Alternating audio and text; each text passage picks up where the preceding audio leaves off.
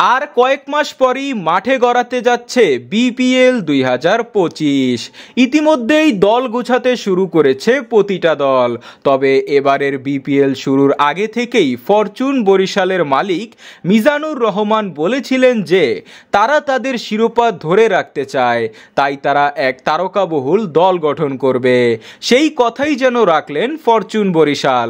তারা এবার চুক্তি করতে যাচ্ছে English master class opener batsman David মালানের সাথে, যিনি 2016-তে বরিশালের আগের দল বরিশাল বুলসের হয়ে মাঠ মাতিয়েছেন, এবং আরেকজন হলো পাকিস্তানের অলরাউন্ডার ক্রিকেটার মোহাম্মদ নওয়াজ, যিনি গতবার খুলনা টাইগার্সের হয়ে মাঠ মাতিয়েছেন।